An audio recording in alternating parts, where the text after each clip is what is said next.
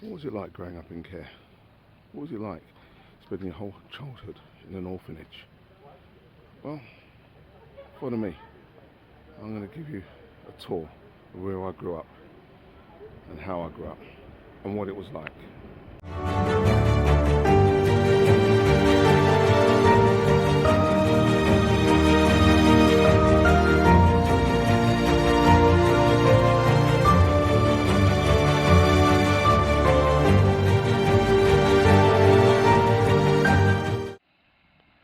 This is Barkingside, and this is where I suppose it all began in 1964 when my mother came here. I don't know what she was thinking, what was in her mind. She probably thought that she was coming up with a very good solution. Probably seen that way. But whenever I come here, it seems so countrified and rural, and it was. On the way here, you can see there was horses in the fields. Back in the day, this was all farmland. And when Dr Barnardo's bought the land, it was in the middle of nowhere. However, in the 1930s, when the railway came into being, you got the massive expansion of 1930s houses, and that is what cloaks Barkingside now. However, there was a place which was still in its own little time capsule, and that place we're going to visit today.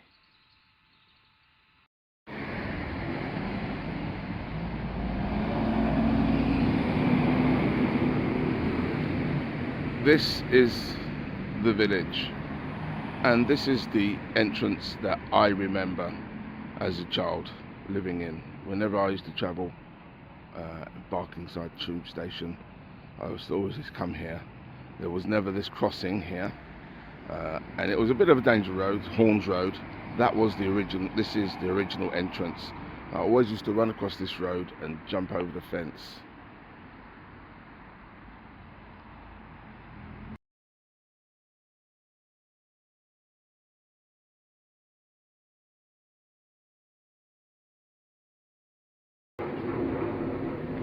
So this is a bit of Barnardo's.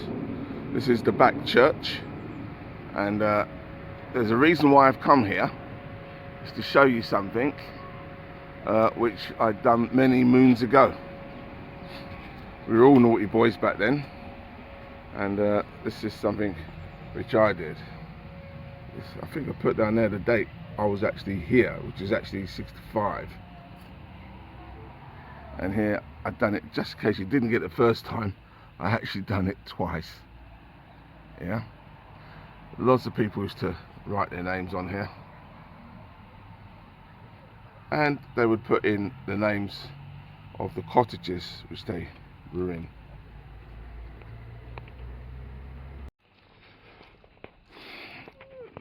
This area here was always free, and it was a nice little hiding place for us kids during the week. We used to sit here, have a chat. Excellent. Used to be excellent place. Excellent place.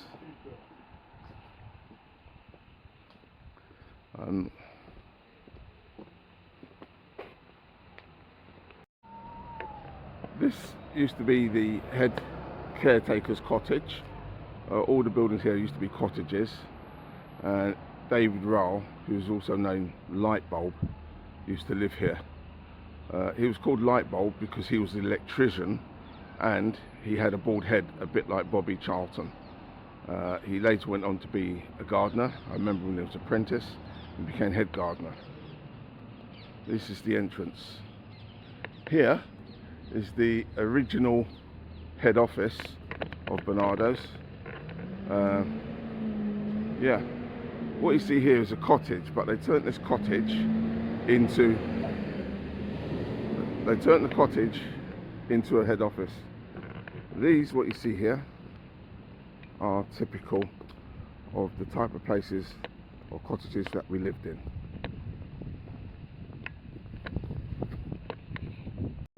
In Barnardo's, this is the village church. As I mentioned before, we went to the back. Now, the church was somewhere where we had to go every Sunday. Every Sunday we went to church and then went off to Sunday school. It was predominantly Christian people, but there were a couple of Jewish and a smattering of Asian people, but we all went to church on a Sunday. And I suppose it formed a function of religion. Dr Barnardo was a Christian charity. Christianity was at the heart of it, and that's where I got a lot of my values from. Funny enough, this cottage here, which used to be called Sindel, I can't remember the other one, but it's called Sindel, that is where I actually lived. Lived there for the last few years of my stay in Barnardo's. But as you can see, I would say that this is I mean, it's been improved, but it's very how it was when I was here. This here is called Kern's house. Now, the interesting fact about this, apart from it being a clock tower and an extended sort of cottage, if you like, is where the head of the village used to live. This was his residence, if you like. Although he was the head of the village, and he was usually married and with children, and that's where they used to live, he still had a part to play. Each cottage you see here was occupied by about 9, maybe about 9, 10 children, and obviously the fountains, not much has changed really at all. They've done a good job in restoring it. Unfortunately, the village was sold off on land. Barnardo's itself couldn't help itself but keep selling parts of the land. What you see here is known as the small green. Here was Scotch House, and Scotch House, this has been completely wholly redeveloped, and they've done quite a good job in keeping it with the how it was, but that was where a lot of the old people used to live. This is Dr Barnardo's memorial, and as I said, most of the land had been sold off. I want to show you the green. Here's the village green. Didn't have that at the time, okay, but this was called the small green. Barnardo's had 3 greens. This was known as the small green because it was the smallest one, and we had 3 greens. I lived on each green. The baby green, which was the one behind me, that was sold off many moons ago. That was where obviously a lot of the babies went, some of the cottages like Halifax. And we had the big green, which was probably about, I would say, 1.5 times the size of this green. Okay, as you can see. Now, an interesting fact about this is that the cottages were named after people who actually donated money to them. This is called Kern's Cottage, and it's named after a very famous barrister in the Victorian era who, because Dr Barnardo's rubbed shoulders with a lot of the people from well-to-do, and he was a famous barrister. You can Google him, and he donated obviously a sizable sum, and that's why it managed to be named after him.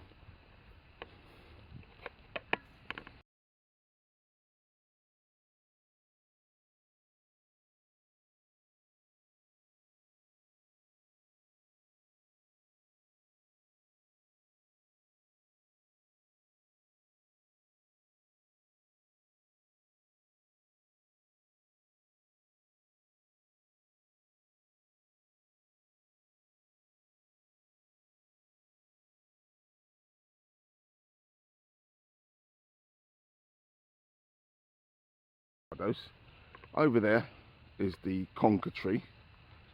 I used to love Barnardo's this time of the year because this conker tree used to give out so many good conkers, and yeah, you just had to get the best conkers you could from these trees.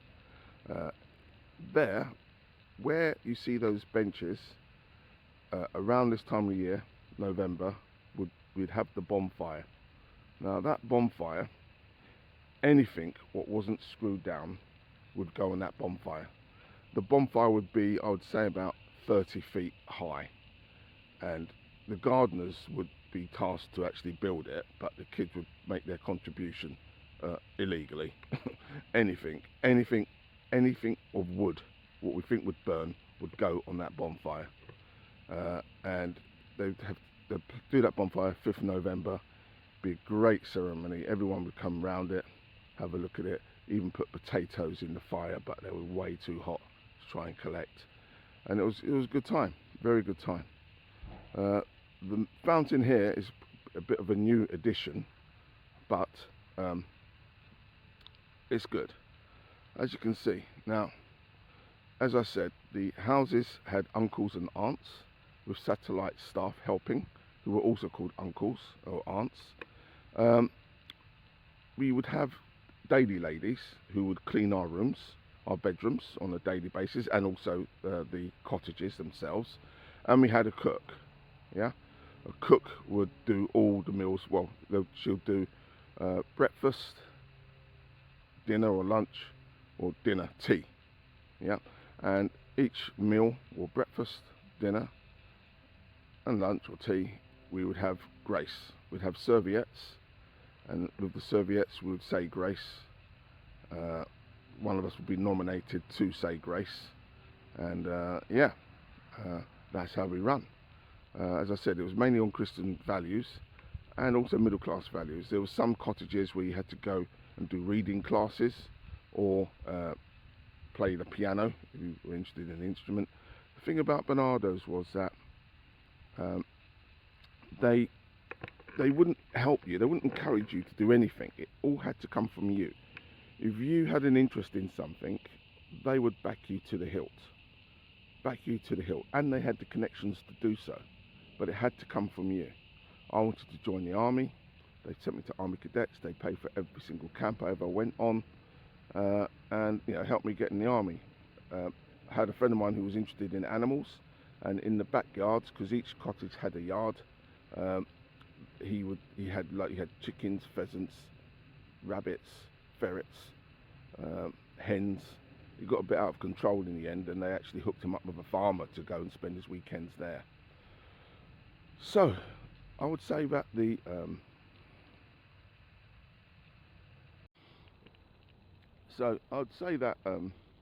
Barnardo's was, as you can see, a relatively sort of middle class place, but it was run very middle class values in the household. You didn't swear in front of the staff, you didn't cheat them, yeah, but it was filled with children who were on the dustbin of relationships, yeah, all the mucky and bad sort of things in relationships, yeah, we would be the result of. Oftentimes we didn't know why we were there, yeah, why we were there. We weren't given those details. I was only about, I think, 8 or 9 when I knew my full name. I remembered that in those times Scar and Skinner was very popular, and I was very happy to be Jamaican and classed as Jamaica, and I used to come up with as much patois as possible until they told me that my name was, or middle name, Adebisi, in which point I realised that I was actually half African. So having spent a lot of time mocking Africans, I suddenly came to realise that you are who you think you are, and nothing else. Yeah, that importance of people telling you who you are and what you ought to be was blown out the water when I found out that I was half African and half Jamaican, my mother being Jamaican. People were in Barnardo's for many different reasons, but I would say that in the 1960s and obviously the 70s, there was a large influx of African Caribbean children for obvious reasons. That was the Windrush reasons, yeah. All sorts of reasons, and broken relationships and secret relationships of the immigrants coming over, and we were a depository, if you like, for some of the secrets and shame. This is before abortion became a lifestyle choice for a lot of people, yeah. It was like you had a child, you put them in care. Now, another funny thing about Barnardo's was, as I said, it was huge. This is just a small green. And we used to know every nook and cranny. No one used to walk in Barnardo's if they weren't from Barnardo's. There were a couple of instances where people, for example, once we were in a sandpit. We used to have sandpits here, and once we were on the big green playing in a sandpit, and I must have been about 10 or 11, and all of a sudden about 3 men came rushing by us, and you didn't see that. You did not see that. Yeah, anyone came here was challenged by the kids. These men were running like mad, and I think they had a bag on them, and because they were strangers, we started running after them. And then shortly later, the police and police cars came in, and they were rushing like mad people. All sorts of chaos was going on. What we didn't realise was, you may have heard of G. Davis. In the 70s, there was a lot of graffiti saying G. Davis was innocent. And apparently, there was a robbery in Ilford, and they had driven here in the village, left their car, and started running in the village. And we were like St. Trinians running after them to beat them up. Not because we knew they were robbers, but because they were trespassing. Nobody came in Barnardo's without our say-so, and our being the children. Yep. As I said, we were a pretty tough bunch, and bullying was a major factor in Barnardo's, but there was a code of bullying. We had people who had disabilities, many people with disabilities. There's one guy in particular, he had a hole in his heart. It was purple on the fringes, like on his fingers and in extremities, ears and stuff like that. It was like literally purple, white guy. No one would pick on him because they would fear that if they picked on him, he'd probably die. Okay. Likewise, there were some people who were very effeminate at a very early age, and Dick Henry was the only way we'd describe it. Like we'd call them puffs or something like that, but we wouldn't call them that. That's just how they were. So yeah, so those people, they weren't picked on as such. It was just, that's how they were. Okay. Girls, a lot of tomboys obviously, and well, girls either acted like girls or they were tomboys. If they were tomboys, they were one of the lads. If they were girls, they were one of the girls. But generally, it was like brother and sister. I'd say the relationship, because the cottages were mixed. In my time there, I only know one incident, which was actually a bit of a scandal, where one of the girls got pregnant by basically one of my friends, actually. That was a bit of a scandal, and they actually got banished from Barnardo's, which is a bit of a shame, because that was the time when they needed a bit of support. Punishments. Yeah, how did we get punished in Barnardo's? It was it wasn't really strict. It wasn't getting beatings and lashings all the time. That wasn't the case. It wasn't like you see in the films. Yeah, discipline was done by, you would be restrained if you started fighting and laying hands on another pupil or child, and likewise, for example, if you swore at staff, you'd get the slipper. Yep. Mainly if you were young, not when you were older. Yeah, because you learnt that that's not what you do. Okay. Yeah, that was the main punishment, really.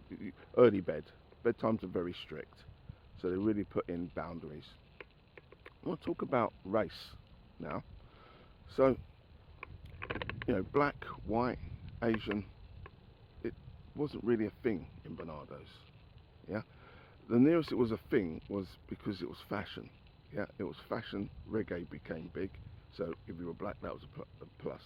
I remember the song Young, Gifted and Black, for example, and I thought, great, you know, I'm young, I'm black, I must be gifted. Yeah. But other than that, there was no racism. I didn't experience any racism by the staff, okay, or by the children. Definitely not by the children. We were brothers and sisters, whether you were black or white. Okay. Obviously, the majority of the staff were white, and it was interesting because later on in my childhood, we had a black lady, Auntie Eula. She was from Nigeria, and she came and worked in Barnardo's, and it was quite funny because I felt sorry for her now looking back, because she saw a lot of the black kids who didn't have the haircut, they weren't creaming up, and they just weren't doing things what most black children would do. And she just felt, oh my God, she's in this place, there's about 500 children, maybe about, I don't know, 150, 200 of them from ethnic backgrounds, and they needed some of that care. The girls had to do the hair properly, the skin up, the Vaseline, and she introduced she was very strict when it came to punishments. She was strict, but we loved it. As kids, we loved it. We thought, this is it. This is the cultural, this is part of the black culture, what we don't know about. My mum, for example, when she used to come, I never used to comb my hair, and so and this is the result of it. Years later, I find that the most easiest thing to do. But my mum, when she used to come, she used to be dismayed that my hair wasn't combed. We used to call them foods. We had foods, and the first thing she would do when I used to come visit her was she would take me to the barbers, and I'd have my hair cut. As I said, we didn't know much about where we came from and why we were there. That's the similarities, if you like, between the prisoner or the French Foreign Legion, if you like. None of us knew why the other one was there. Even we didn't know we were there. When I asked questions to my mother about my father, she would never tell me. The only thing she would say to me was that my father was a gentleman, whatever that was supposed to mean. And yeah, a gentleman. Another friend of mine, David Stock, his father was a lorry driver, and he used to drive in here. And in those days, you had no vehicles, so driving in a massive, great big Scania was something to behold. And that really made me want to know what my father did, because I suppose when you're kids, you want the one-upmanship, if you like. And I always used to ask my mum, who's my dad? Who is he? Especially when I found out he was African. But she would never tell me. She was very secret about it. It was only years later that I actually discovered the story, and that's in another video, by the way. Another video. We had a school in Barnardo's, and that school, I have to say, was very good. It was very good, but I was in it till primary just before you go to senior school. I was a naughty boy, very naughty boy. I was always getting in trouble. I never had a break. I was always in detention. Really, that was my break, and I was known to be a bit of a ruffian, to be honest. I was fighting. Why I was fighting, there were various reasons, but I was known as the guy who, I mean, don't get me wrong, there was a lot of people who'd fight with me, but I was a messer. You know, there was a guy, we used to have gangs, for example.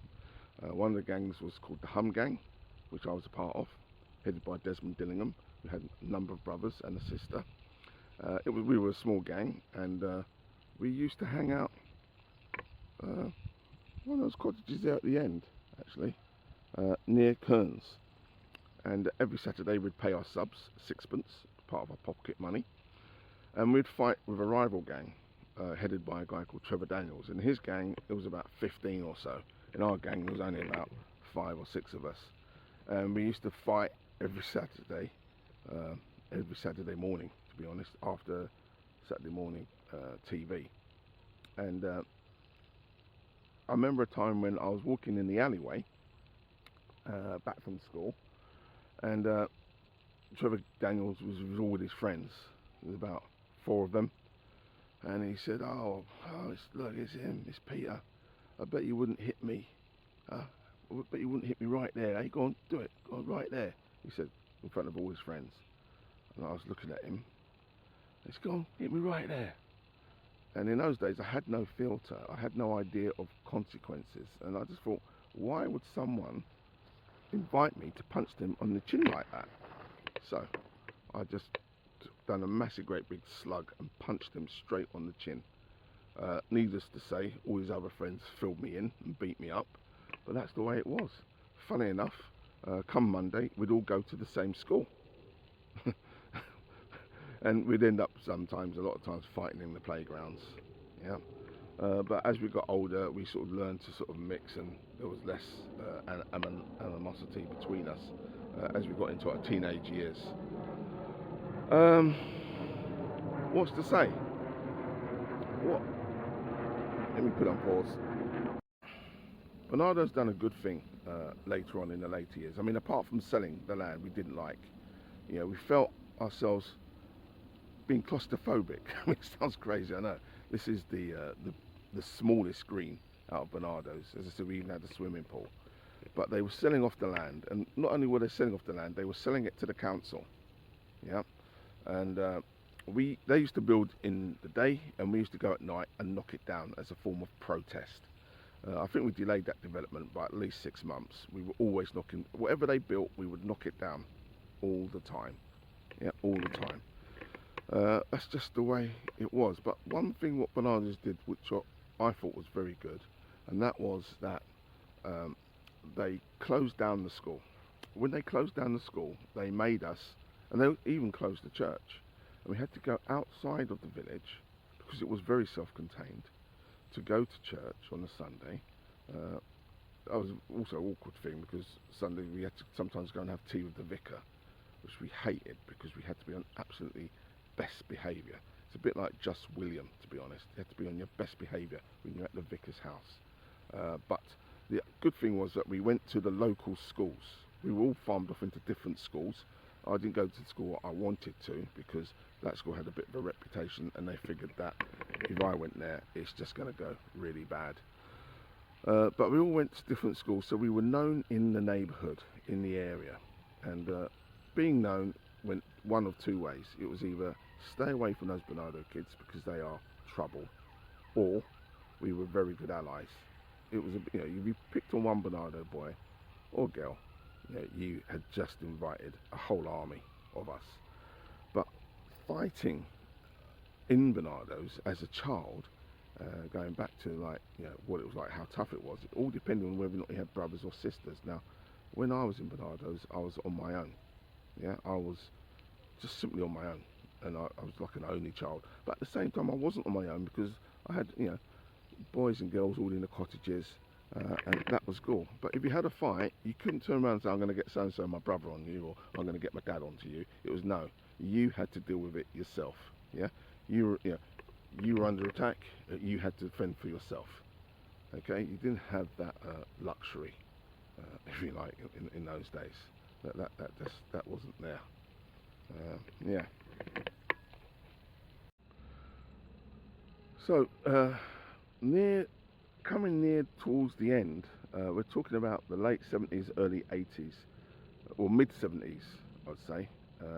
There was this big thing about fostering, and a lot of the children were taken out because every so often, as I say, it was very much like The Prisoner, because people would come and people would go, and you wouldn't know why. You'd be close to somebody, and all of a sudden, boom, they were gone.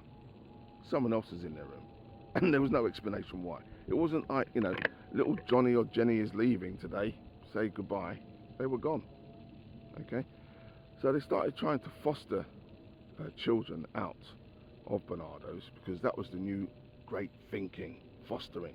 And then the beginnings of the woke and PC brigade started thinking, well, if we've got people who are black, then we must place them in black families because they need to get their culture. Black culture is just one homogenous type of thing, and that, to be honest, didn't go very well. A lot of children we saw left, and they came back. I was given the option to be fostered when I was young, and I'm like, are you joking? There's no way. I mean, when I used to visit my mum, for example, it was like I'd be out Peckham, in a terraced house on my own, as my mum would go out shopping, etc., and I'd be left on my own.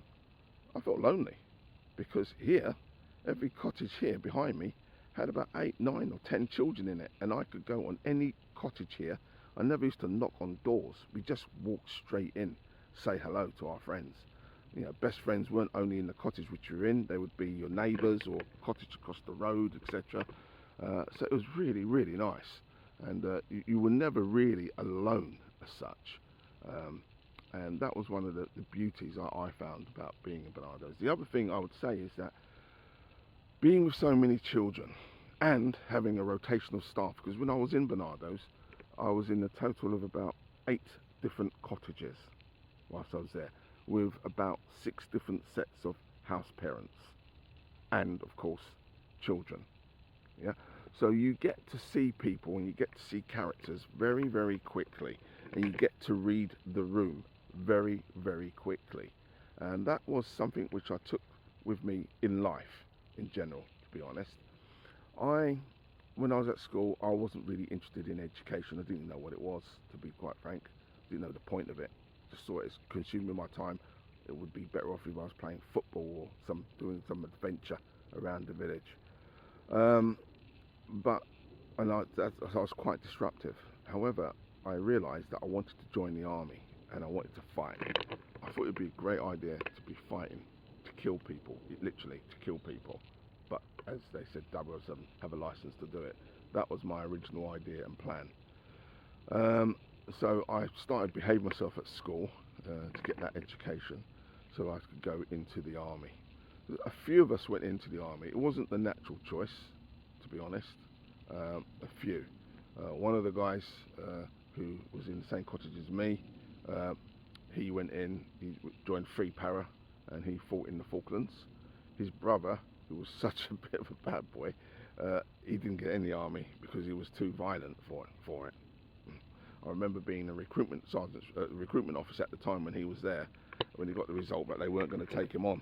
And I felt like, well, my name is Peter anyway, and I did feel like the betrayer of Peter at the time because I pretended I didn't know him, even though we lived in the same house, because I thought, you know, by association, I might not get in, so to speak.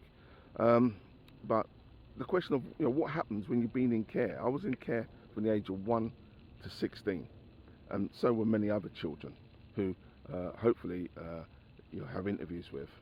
And it was like, you know, what do you do when you leave care?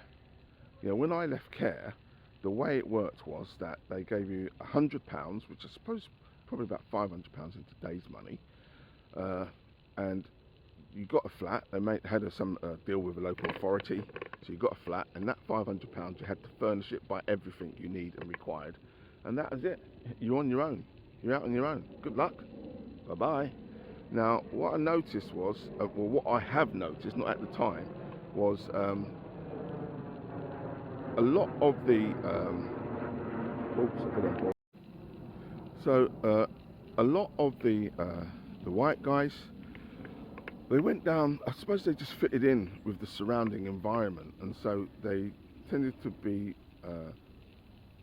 settled in amongst themselves, and they knew where they were from, and they sort of done, you know, good working class jobs, and I think generally, I wouldn't say all, stayed on the straight and narrow.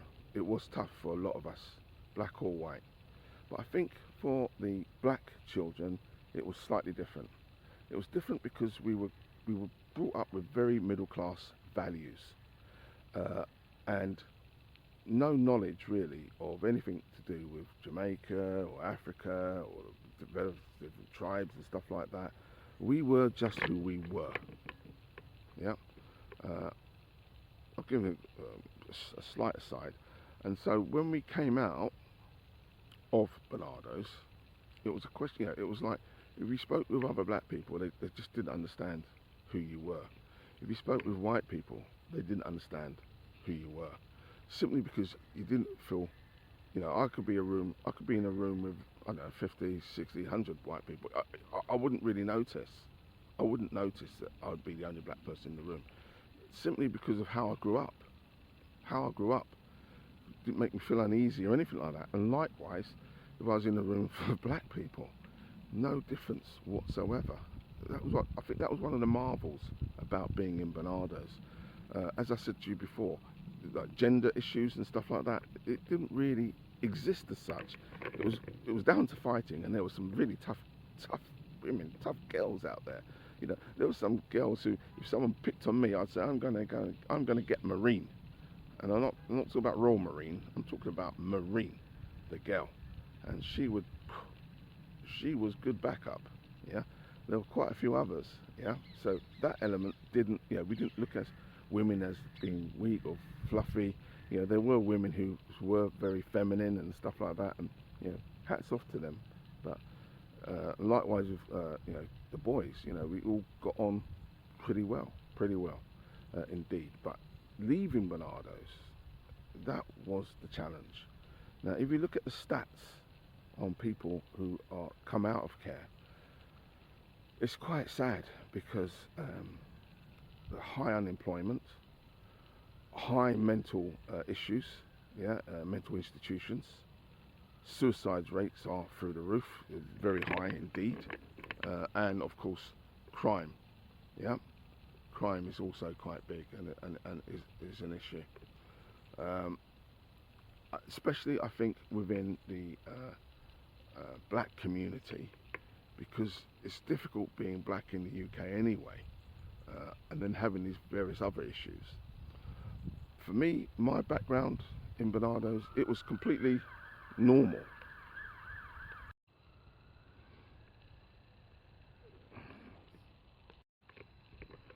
Yeah, made me lose my chain of thought, that fire engine. But I'd say that, it was, for me, Barnardo's was very normal childhood. Yeah, I thought I don't know, I wouldn't say that all children had that. Your idea of what a family was shaped to you by on television. Being a father to me was very important because I didn't have a father and I always wanted a father. So I always wanted to be a father to my own children. And I was relatively relaxed on that element. But you begin to realise that your childhood was a bit different when you started dating, to be honest, because you'd have your girlfriend and they would say, oh, how many brothers and sisters do you have? hmm How many brothers and sisters do you have? Um, what uncles or cousins do you have? And couldn't really answer those questions because you didn't really know what the family structure was. That was what was weird. You didn't know what the family structure was, so you had difficulties, and you didn't know how many brothers and sisters you have, because a lot of the times you were part of a problem, a hidden thing. Yeah. So, for example, it was only when I left Barnardo's did I find out that I had. It was only when I left Barnardo's that I found out that I had an additional uh, 5 brothers. I did have a brother. Trying to get the power in into the thing. Let me just put this power in. Let me put some power on this. So, my mum had another child when I was about 7 years of age, but she thought that Barnardo's was going to take that child and put it in Barnardo's. So when Barnardo's used to visit her, she used to hide that child. Now, when I used to visit my mum, I used to see my brother. And I used to come back from Barnardo's and say, hey, I've just been speaking to my brother, and blah, blah, blah, blah, blah. I ended up getting psychologically tested, them thinking that I've got an imaginary friend. Yeah, when all the time I had a brother, my mother raised that child herself. So out of 6 siblings, which I had, yeah, I was the only one who was actually in Barnardo's. And I had a situation oftentimes where I'd actually, later when I was older, I'd go to family situations, or I'd be around my mother's really, and people from my mother's church or from relatives would say, oh, who's that? Who's that? As in me. And then she'd, oh, yeah, he's my son, or something like that. And I sort of grew up thinking, oh, am I some sort of secret? Some sort of secret or whatever? It was bizarre. It was very bizarre. Bizarre as in what people do. So a lot of times, a lot of the stereotypes, I don't go because I see for myself. So we have a stereotype of the mum being very loyal and courteous and loving to their children. That was not the case. I saw the evidence, but that was not always the case. Likewise with fathers, not the case. Yeah. So a lot of the things which are projected, if you like, I saw at first hand that just wasn't the case. Trying to get some energy in there because my battery's low, stamina's low. So yeah, yeah. Let me think of something else what I should impart to you guys. I think that one of the big lessons I got from being in Barnardo's was that you have to shape who you are yourself. Can't rely on people, and love is a very good thing if you can find it, but it's not always there. All right, it's not always there. And but at the same time, friendship is also a very good thing. Yeah, and it's worth developing. Okay, I say I'm lucky. I can't say that I was abused or anything like that when I was in Barnardo's, because that just wasn't the case. The only thing I didn't have, I suppose, was proper love and affection, what you would get from, what you would think you'd get from a family, like hugs and a kiss on the cheek or something like that. But at the same time, I can understand the staff couldn't give that sort of thing out, because the kids were so varied, and if you gave it to one, there'd be some sort of like issue in regards to other children. So things had to be given out equally. Yeah, things had to be given out equally. Look, I've rabbited on. I know there's lots what I've left out.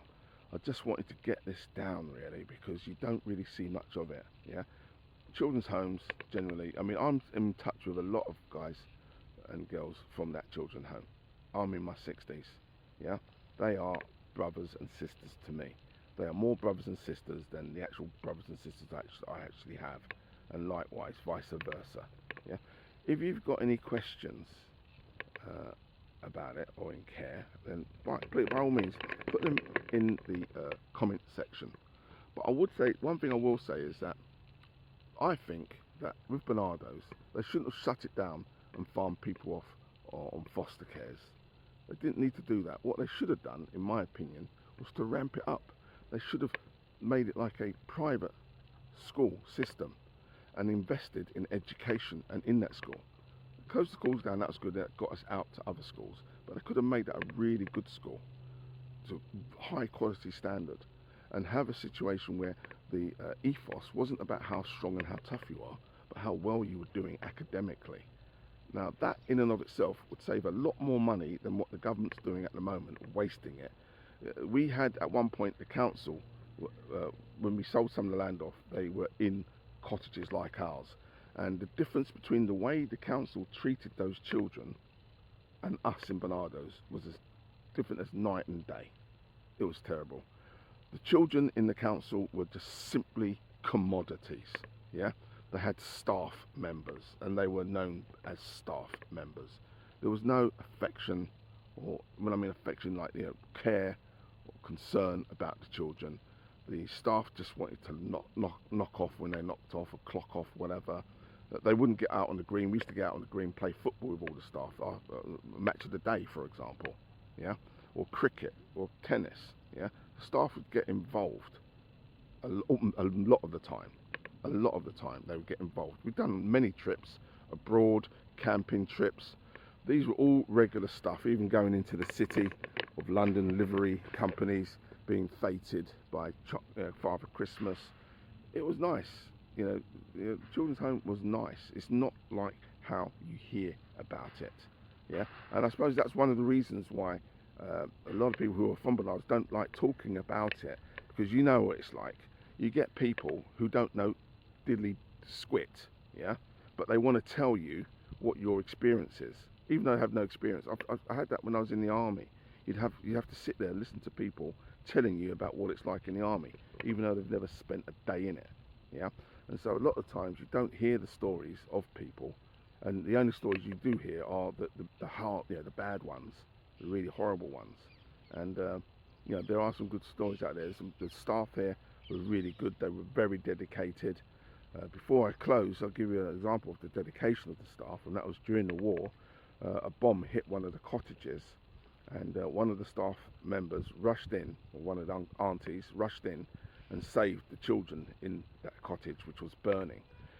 When she saved those children in that cottage, she herself suffered very bad burns to her body and to her face, and Barnardo's kept her on until the day she retired. Such was the dedication of that auntie. Yeah, so that's it really. If you've got any questions, please put them in below, and we'll take it from there. I'm glad you enjoyed it. I hope you enjoyed it anyway.